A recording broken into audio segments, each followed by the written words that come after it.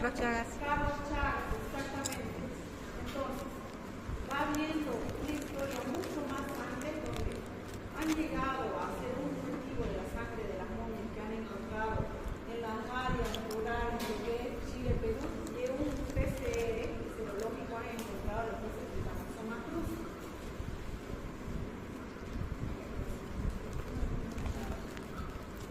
Entonces, esta enfermedad propia de las zonas rurales ha migrado a la ciudad. Nosotros, ¿no?, por el tipo de pluricultural, de áreas múltiples que tenemos en la zona, tiene afinidad por los valles. Tenemos en toda la área del valle los sectores que la gente ha estado migrando, no ha sido exclusividad tampoco de esa área.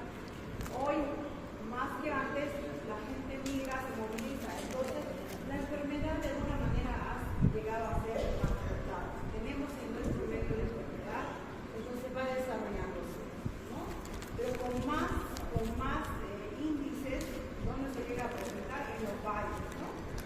Valle Grande, Costa del Valle, por la naturaleza del vector transmisor. La cardiopatía chagásica, entonces, es la causa más frecuente de miocardiopatía en América Latina, ni siquiera solo aquí, en América Latina. Causa enfermedades parasitarias en el continente. ¿Cómo lo vamos a definir? Miocardiopatía infecciosa producida por este parásito, llamado la pelita, Trypanosoma cruzi, que también afecta otras áreas como la parte neurológica, la parte digestiva. Bien puede haber una afección por las fibras miocárdicas, como también puede haber afección por lo que son las fibras nerviosas intestinales, donde llega a producir intestinos dilatados, la gente le llega por una oclusión intestinal, y ahí haciendo las pruebas entonces recién determinamos que puede ser chagas no intestinal. En este caso, con nuestro tema que vamos a tocar los aspectos relacionados a este tema. ¿Cuáles son los factores de riesgo? Presencia del triatómico. ¿Cuál es el triatómico? Es la linchurca, ¿ya?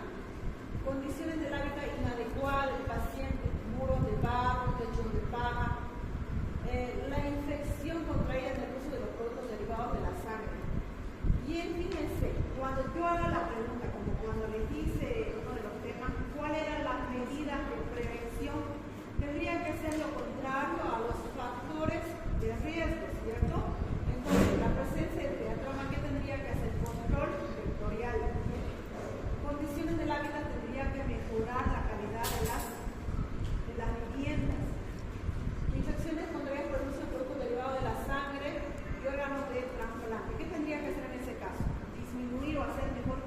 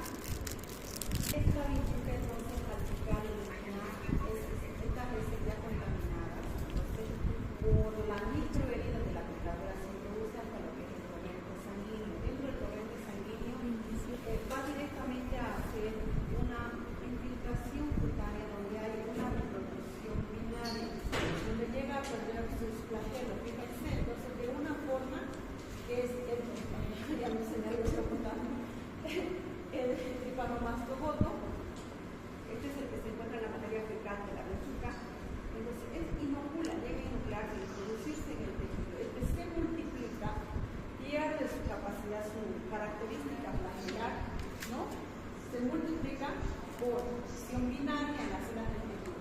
Y este recién, ¿no? Fíjense, va a recircular.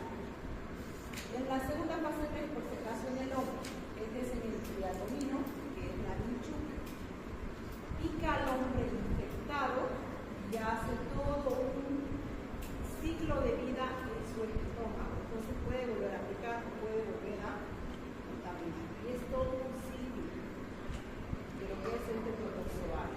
Entonces hay una pérdida, una transformación que se introduce en el tejido, ¿cierto? Hay una pérdida de su característica flagelar, se multiplica y por ende recién va a la circulación. Cuando hay la picadura, no está yendo directamente a lo que es el torrente sanguíneo. Va a ocasionar cierta clínica local, que vamos a ir viendo más adelante. Entonces, dentro de la etiología, la vía vectorial, la anterior era la vía vectorial. Esta es la vía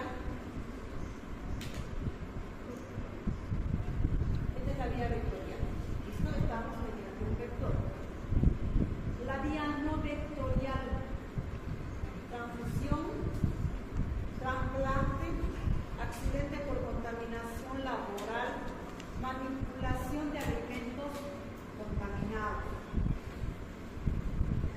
Bien, pues circula por todos los alimentos, puede defecar esta vinchuca por cualquier sitio, ¿no? Nosotros, dentro de lo que es el consumo local, muchos alimentos nos llegan, obviamente, lo que son legumbres y demás cuestiones, nos llegan entonces más que todo de los valles, ¿cierto? Entonces nos pueden incorporar dentro de los alimentos, alimentos contaminados. La lactancia es excepcional, no se han encontrado muchos casos, pero que también se considera. ¿Cuál es su ciclo de vida? ¿Cuánto mide? De 7 a 20 micras, cuando pierde ya todo el flagelo, entonces este parásito disminuye en su tamaño, llega a medir entre 1.5 a 5 micras de diámetro, ¿no? Pierde otras características flagelares.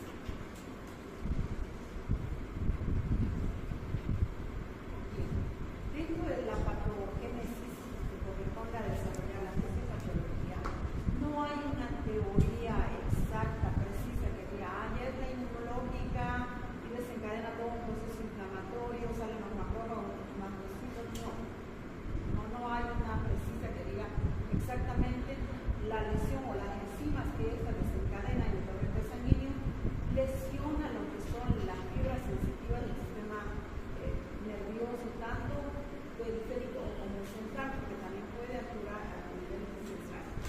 No hay. Entonces se basa en muchas teorías donde habla de la teoría de las lesiones del tejido directamente por el inflamación macrosis, por el parásito.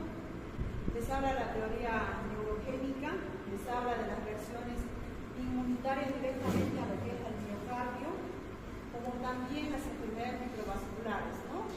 Dentro de eso, bien se ha considerado que hay en relación a la parte cardíaca micronecrosis varias acumulativas que pueden lesionar las paredes del miocardio. Entonces dice, la teoría en la actualidad ha ganado mayor aceptación en lo que se pone por las descargas periódicas del antígeno en la circulación, antígeno anticuerpo, ¿listo? Vamos todo a señalar y apuntar que se puede tratar de un proceso netamente inflamatorio crónico.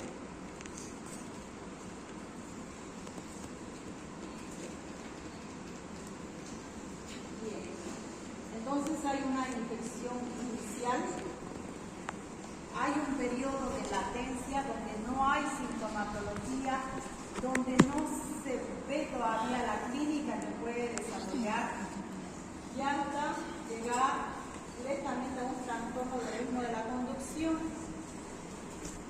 Se considera dentro de las causas de muerte súbita una de las causas que podría ocasionar muerte súbita por largo periodo de latencia. ¿Listo? En su forma aguda, les dije que todavía no entra en la circulación, hay todavía clínica local donde vamos a poder ver. Fíjense tema palpebral. Esto les habla de lo que es el signo de Romaña, el tema particular de la conjuntivitis. Les habla de lo que es el chagoma, lo del bracito, es una lesión indurada, eritematosa, más que todo se da en la área de la picadura. Aparición de ganglios, ¿no? Bilaterales, dolorosos y fiebre. Entonces, siempre ha sido pregunta de examen y son características. ¿Cuál es la clínica de la forma aguda de lo que es la miocardiopatía chagásica o de la enfermedad de Chagas? Entonces, les da para descartar o para mostrar lo que llega a ser el signo de Romaña, chagoma de inoculación. Entonces, tienen estas características, ustedes ya lo han visto en semiología, lo han visto en parasitología, lo estamos mencionando porque corresponde también a considerar dentro de lo que es el desarrollo de la miocardiopatía chagásica. Entonces, en su forma aguda, puede aparecer en una primera instancia solo disnea, mayormente ya, esto a la larga desarrolla bloqueos ventriculares, esto hay una disminución o alteraciones en la onda, hay alteraciones de conducción de ritmo. En algunos enfermos aparecen manifestaciones meningoencefálicas, ¿listo? Que junto con las cardíacas son responsables del fallecimiento. Entonces el paciente puede estar caminando y dice, no, y yo andaba, estaba sano y de repente cayó y se murió, no se supo la causa. Entonces son las cosas que pueden dar muerte súbita. En su forma de latencia. En su forma de latencia, entonces fíjense que no hay síntomas, pero la serología les va a dar positiva. Serología para Chagas positiva. Electrocardiograma normal, radiograma normal, ausencia de síntomas. En su forma crónica, en los casos de puede ser asintomática, pero ya hay una traducción en relación a la aparición de síntomas de una insuficiencia cardíaca. Hay alteración en la conducción de despolarización ventricular a nivel del electrocardiograma, cuando van a ver la alteración de la onda P, ¿ya? Y también va a haber un agrandamiento del área cardíaca, y eso lo vamos a poder observar y vamos a poder medir en una placa de rayos X. Entonces, a nivel cardíaco, dentro de la clasificación de síntomas, porque puede presentar a nivel cardíaco, respiratorio, gastrointestinal, urinario, cerebral, pueden haber distintas manifestaciones, ¿no? No solo nos vamos a encontrar con un patrón que tenga probablemente sintomatología cardíaca, es muy poco frecuente que solo tenga disnea, tenga emociones inferiores, probablemente también nos acompañamos de otras sintomatologías. ¿Qué exámenes tenemos que pedir? Gota o concentración de stroke, hematinización indirecta o el HAI, combinación de complemento, inmunofluorescencia, test de LISA, le da un 99% de especificidad, tanto como lo que es el HAI o la hematinización indirecta, ¿no? Ahora, el seno diagnóstico es muy, ya en realidad ya no se lo utiliza, ¿no? No se lo utiliza, al menos que tenga alguna reacción al paciente, que no tolere cierto tipo de reactivos. Y ahora, ¿cuáles son los negativos? ¿Cuáles los que sí son los que apuntan o los que son referentes a la miocardiopatía?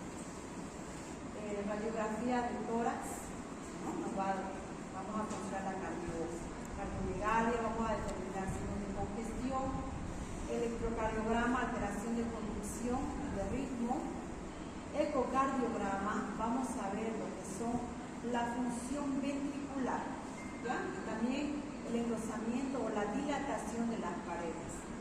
El estudio de Walter es hacer un electrocardiograma durante unas 24 horas. Puede que en una actividad sedentaria en la mañana no haya alteración de ritmo, pero puede que en la tarde el paciente tenga una actividad mucho más estresante, entonces haya esa alteración de ritmo. Entonces, siempre el electrocardiograma normal capta todo un suceso, ¿no?, de actividades por el cual se modifica la función cardíaca. Prueba de ergometría o función de esfuerzo, histopatológico, que no hacemos, o sea, tendría que hacer la biopsia del endometrio, pero no se hace porque tenemos hijos de gabinete que pueden colaborar.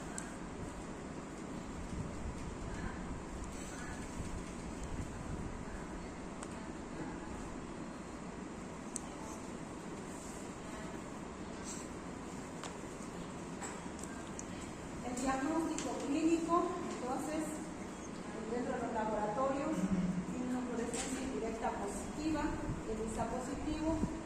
Tenemos lo que es el índice de cardiovascularidad mayor a 0,5, donde vamos a llegar a medir el ángulo ortopédico izquierdo al derecho, más la medida del área más dilatada, el área cardíaca más dilatada del lado derecho. Entonces aquí está la fórmula A más B dividido sobre C.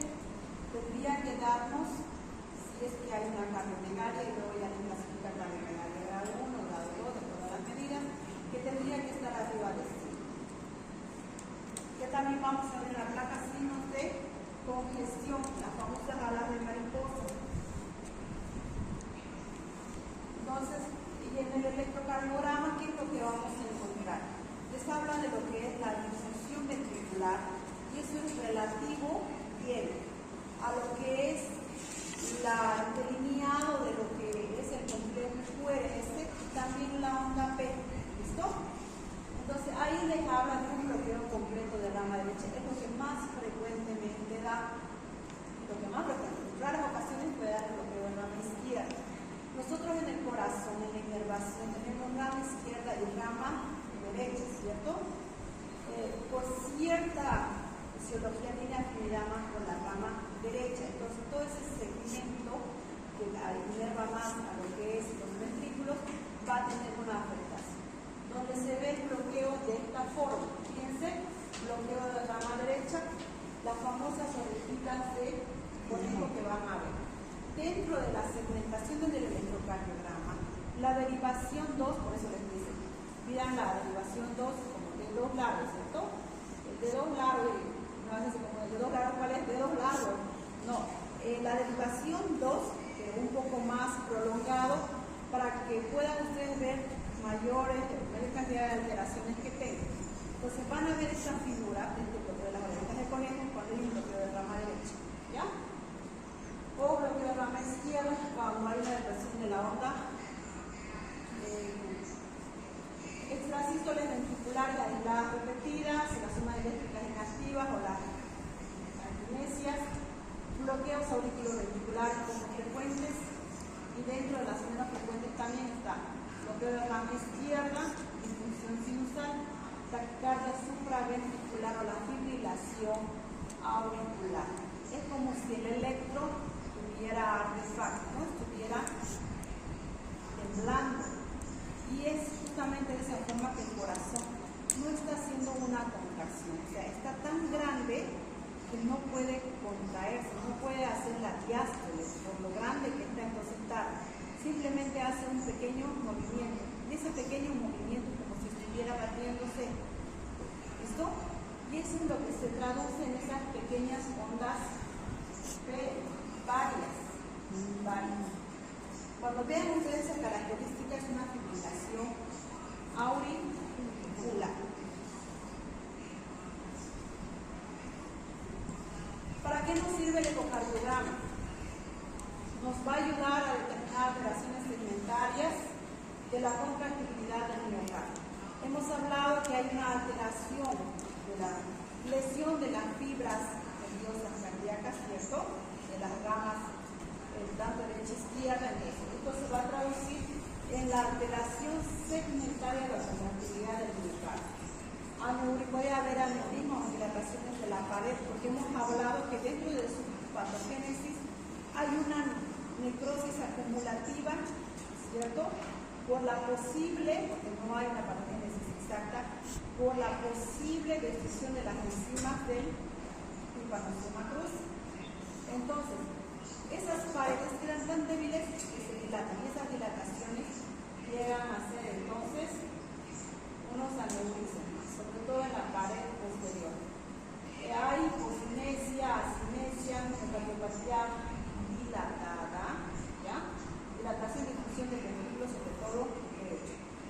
lesión del ventrículo derecho, ¿qué es lo que vamos a encontrar? ¿Cuál es la característica que tendría que tener? ¿Una insuficiencia cardíaca izquierda o una insuficiencia cardíaca derecha? Exacto, derecha. Porque este ventrículo, fíjense, se tiene que contraer para llevar toda la sangre que le entra a la aurícula derecha, que ha recogido de los pies, ha recogido de las extremidades superiores, de todas las áreas, y no tiene esa fuerza de contracción para poder mandar a dónde, a los pulmones. Entonces hay una retención, ¿no? Y por ende va a haber edema de extremidades inferiores, puede haber oligoalmuria a nivel renal por la capacidad de filtración, por la fuerza.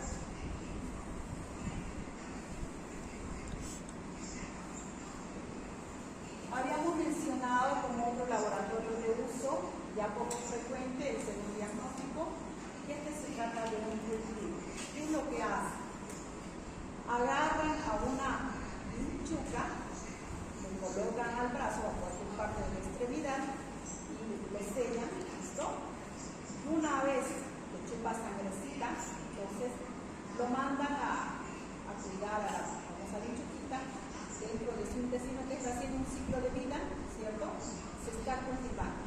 Entonces extraen sangre, eso es positivo, entonces el paciente es positivo. Ahora vamos a verlo de manera más técnica. El diagnóstico es un cultivo, consiste en la demostración del parásito en las heces del triatoma puesto a picar sobre los individuos infectados, hallándose el parásito en casi todos los casos agudos, en un 30% de los crónicos. ¿Listo? Bien, las heces o extraen sangre de la mucosa. Antes era uno de los exámenes, antes de que la serología se desarrolle en esta capacidad que ya hay, era uno de los exámenes que se utilizaba. Bien, entonces, fíjense, alteración de la conducción, seguida de un lateo de punta de necesidad. Hay aneurisma, formación de trombos, evolucionando a la dilatación de las cavidades cardíacas, originando cuadros de insuficiencia cardíaca, lo que hemos mencionado hace un momento. La insuficiencia cardíaca junto con las arritmias son una de las causas de muerte. ¿Por qué una fibrilación puede ser una causa de muerte?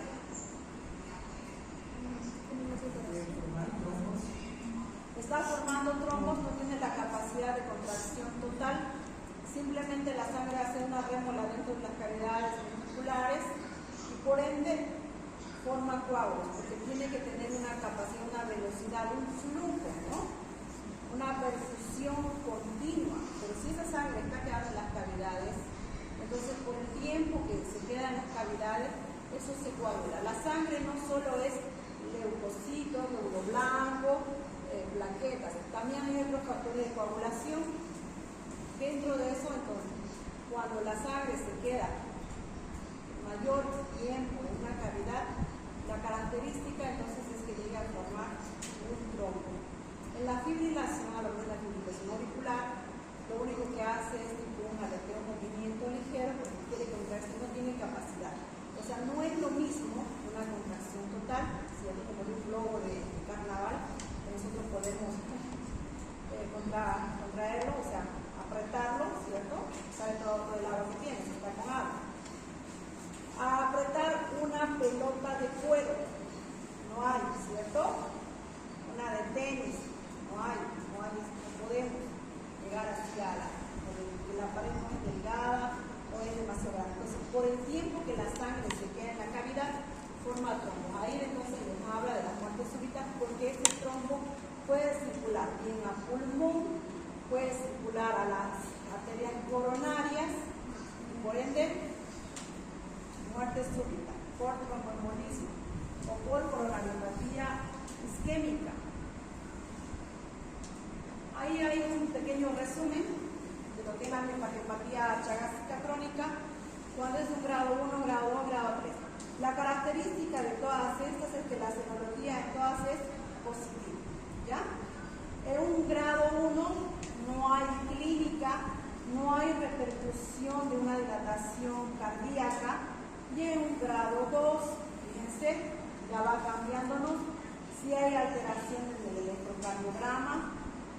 Y en el 3 hay clínica, alteración del radiograma, y también hay alteración de la serología, ¿cierto? Fíjense, cada vez cuando llega a ser más complejo. En este grado 3, por ejemplo, la indicación de marcapaso es inminente, la posibilidad de muerte es inminente. El paciente se queda retenido en el hospital hasta considerar una conducta ya mucho más agresiva y definitiva. Y también es una de las causas para poder anticoagular al paciente. Entonces, diagnóstico vamos a hacer mediante 4 cosas: datos clínicos, hallazgos, laboratorial e imagen. ¿Listo? Sobre todo eso. Si me dice vengo de Valle Grande, me cuesta caminar, mis pies están hinchados, ¿qué voy a pensar? En una miocardiopatía chagásica. Entonces le tendré que pedir una serología para Chagas, una radiografía, un electrocardiograma.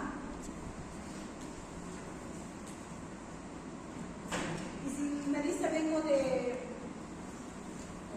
también de Potosí, vivo por Linares, esa zona también es valle, hay una gran cantidad de estos vectores, ¿cierto? Nos habla de casas rústicas, entonces también, más aún si tiene clínica.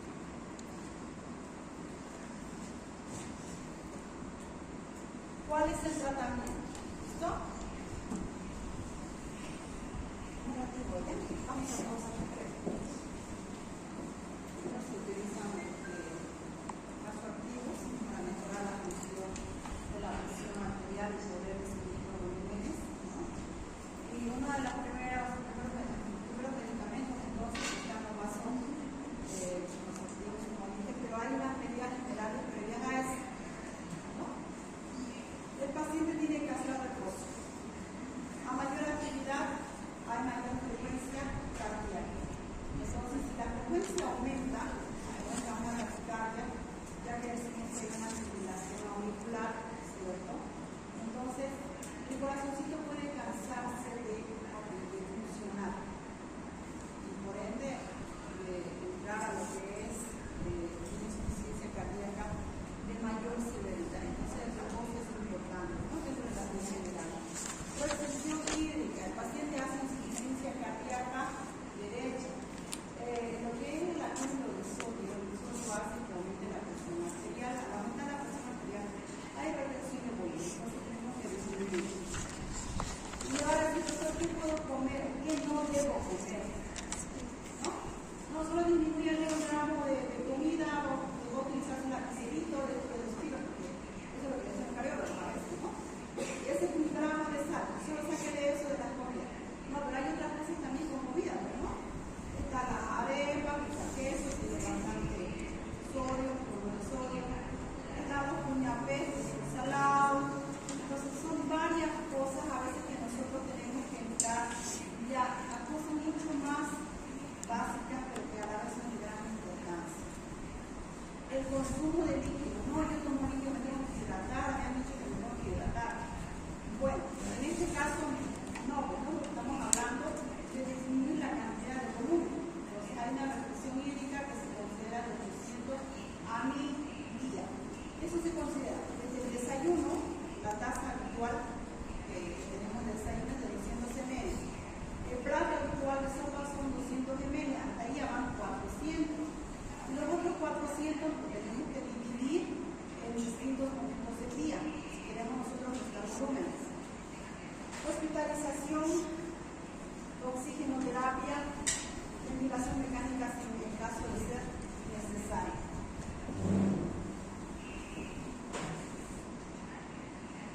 Bueno, ahí está la medicación. Nitroglicerina endovenosa como un vasodilatador. Furosemida, estamos decidiendo volúmenes.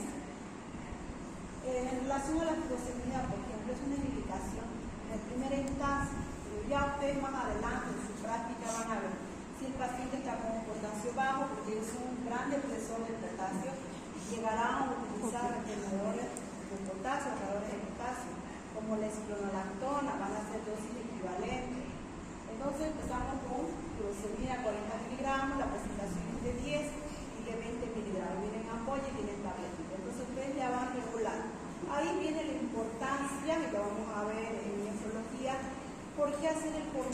volumen.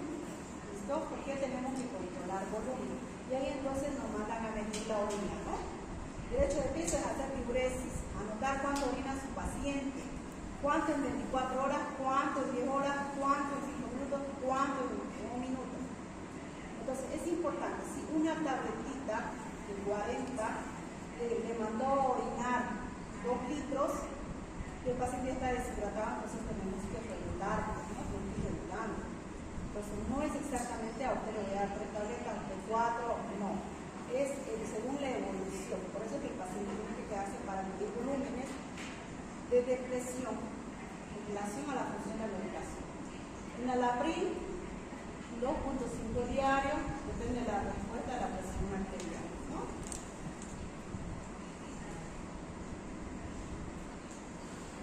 Bueno, dentro de la clase 3 está la dopamina, la metamina, y estos ya son casos mayormente de internación, que ya son mayores de insuficiencia cardíaca severa o insuficiencia cardíaca descompensada, ¿no? Por miocardiopatía chagásica.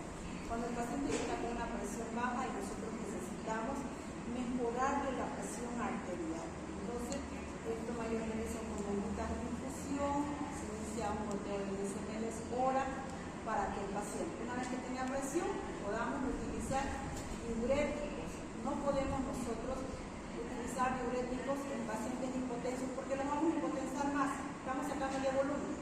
Las presiones siempre tienen que estar estables. Digitálicos nos ayuda a disminuir la frecuencia cardíaca. Bien, podemos utilizar antiarrítmicos, en este caso de la miocardiopatía chagásica, por el tipo de fibrilación auricular que produce, pero tenemos la otra opción que es el digital. ¿Listo? Entonces, con la digoxina, que viene en una presentación de 0.25, podemos empezar con una dosis mayor hasta 0.75 y graduar. La digitalización mayormente lo que se hace es administrar cada hora hasta que pueda revertir. ¿Hasta cuántas dosis?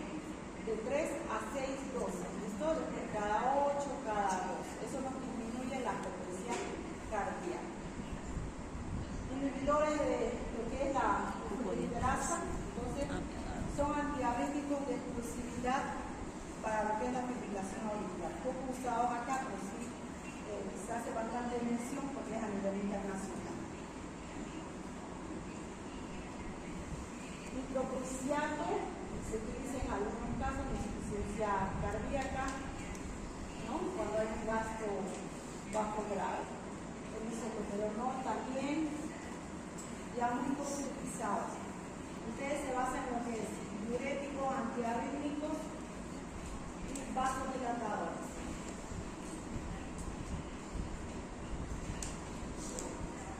Bien, en los casos más avanzados hay resistencia a los tratamientos, ¿no? Entonces ahí vamos graduando la medicación. Los controles tienen que ser mucho más continuos en pacientes cardiológicos. ¿Qué es lo que vamos a pedir para hacer los controles? Electrocardiograma, hemograma, o sea, laboratorios básicos, química, función renal, electrolitos, ¿listo? Porque hemos estado utilizando diuréticos. La función renal, por la alteración lo que es en el bombeo cardíaco, en la fuerza cardíaca, el volumen de filtración llega a disminuir. Entonces puede haber, acompañándose una insuficiencia cardíaca, son controles básicos. Dentro de eso les dice que cuando hay espasístoles puede utilizarse ayudar a una disponibilidad rítmico, que se utiliza sobre todo en pacientes que tienen una presión arterial normal o elevada. ¿Listo? No hay pacientes que no tienen una presión baja, hipotenso. Un paciente con una fibrilación auricular, ya más adelante vamos a ver, de alta respuesta, de mediana respuesta o de baja respuesta, ¿cuándo se utiliza? Cuando es de alta respuesta, como la diuresis, ¿no? Está compensado. Cuando su latido está arriba de 100 por minuto. Pero cuando está hipotenso, lo que se hace es cardioversión. ¿Listo? Se usan las paletas y ahí es que se llega a cardioversión. No cuando tiene fibrilación, no cuando tiene hipotensión. cuando tiene hipotensión, no cuando tiene presión arterial. Cuando tiene presión arterial todavía nosotros tenemos medidas. La cardioversión es demasiado dolorosa. Esto necesitamos después de eso todavía un buen tiempo internarlo, monitorizarlo, hacer que no tenga trombos. Y en este ya es un resumen de la fase aguda.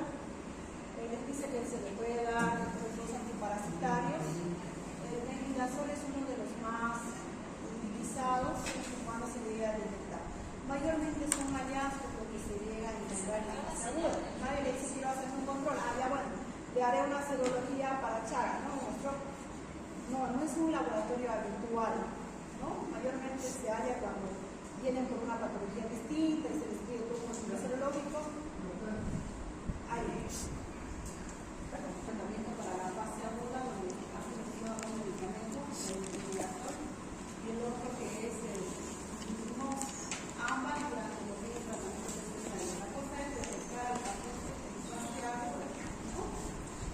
Son raras veces que llegamos a detectar estos medicamentos han entrado a una metaanálisis donde no se ha visto una gran ventaja, una ventaja mínima. De cualquier manera, sigue lo que es la función. El methimidazol, estamos con una dosis que existe para adultos de 5 miligramos kilogramos día. Si pesa 70, estaríamos hablando de cuántos miligramos. 350 miligramos diarios. Tendría que tomar durante 60 días. ¿Ya? Pero eso nos va a dar la posibilidad de disminuir esos factores de desarrollo de la enfermedad a una fase crónica. Complicaciones: muerte súbita, arritmias relativas a lo que llega a ser el angiotipo ventricular, fibrilación ventricular, bloqueos, insuficiencia cardíaca tipo congestiva, meningoencefalitis, miocarditis, colon chagásico y acalasia esofágica, ¿no? La acalasia esofágica puede venir como un dolor tipo precordial y está dentro de los diagnósticos diferenciales de un árbol, ¿cierto? Hay estrechamiento donde tienen que hacer un vaciamiento, hay dilatación de las paredes del esófago, empieza a retener bastante alimento y eso empieza a producir la mayor distensión del tipo precordial. Pero eso ya está dentro de las complicaciones. Medidas de prevención higieno-dietéticas. Es relativo a los factores de riesgo. Dentro de las primeras, entonces, vamos a considerar revisar con bastante frecuencia las viviendas de alrededor, las bichucas como un factor transmisor, que dejan las manchas de materia fecal en las paredes que son claramente identificables. De ahí parte de los pintados con calco, ¿no? No es que las casas de campo son bonitas, las pintan de blanco, tienen su función para poder reconocer todos los vectores, porque hay gran cantidad en los valles. Tenemos muchas ciudades con valle, entonces esta característica o la revisión de las viviendas ha sido importante para disminuir lo que son la transmisión de los vectores, el pintado con la cal. Ventilar, les dice las camas y los cables siempre, ¿cierto? Limpiar detrás de los muebles, objetos colgados en las paredes, no deben revisar objetos amontonados, no sean acumuladores, ¿cierto? Tengan cierta disciplina, no de acumularse las cosas, sino que tengan cosas que sean funcionales. Eso no quiere decir que lleguen a la casa y sacarle todas las manos, no dije eso, ¿ya? Sino que tengan mucho cuidado en las cosas que tienen, pues, ¿no? Hay cosas que realmente ya están en mucho deterioro. Tal vez algunas cosas va a ir para ver. Construir gallineros, corrales y ciertos de las casas. ¿Por qué el gallinero si la gallina no la transmite? ¿Por qué tendría que construirle y tener mucho cuidado con eso?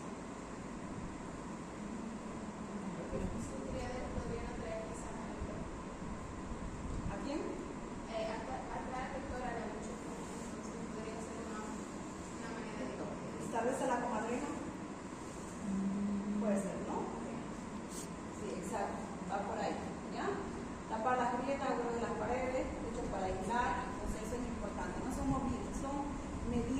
son medidas sanitarias de atención primaria de salud.